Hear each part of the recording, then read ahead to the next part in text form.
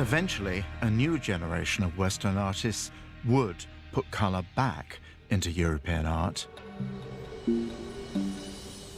But their inspiration would come from another culture on the other side of the world, Japan. After a century of civil war, Japan's capital had been moved to Edo, now modern Tokyo, and by 1700 it had become the world's largest city, home to over 1 million people.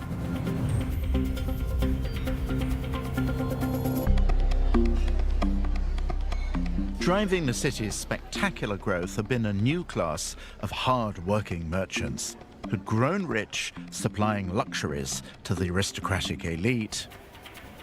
But in Japan's strictly hierarchical society, it was unthinkable that mere businessmen could dream of a share of power. Instead, they created a new urban culture of their own. They were a very clubbable lot. They wanted poetry, haiku reciting societies. They wanted the kabuki theater. They wanted music. They wanted comedy clubs, and they got them.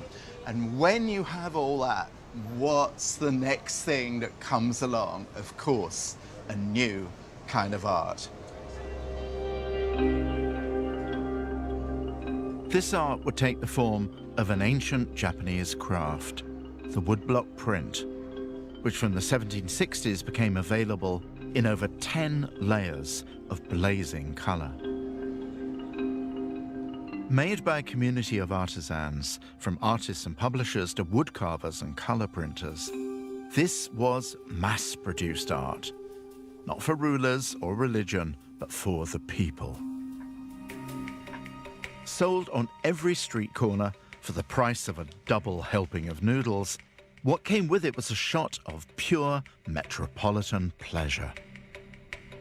These prints glowing with this intense, spectacular colour are what we think about when we think about the greatest things that Japanese art ever produced. This is not an art made by some starchy official academy laying down rules.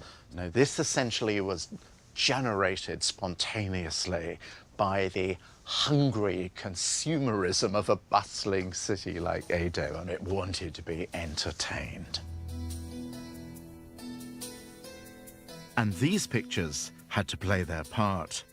They were called ukiyo-e, after uki, meaning both floating, but also uki-uki, excited or feeling bouncy. And their subjects were Edo's ukiyo, its licensed entertainment districts. Here were the stars of the kabuki stage. Here too were the city's most famous showgirls and courtesans wearing the latest fashions. These prints were like Playboy meets Vogue, and they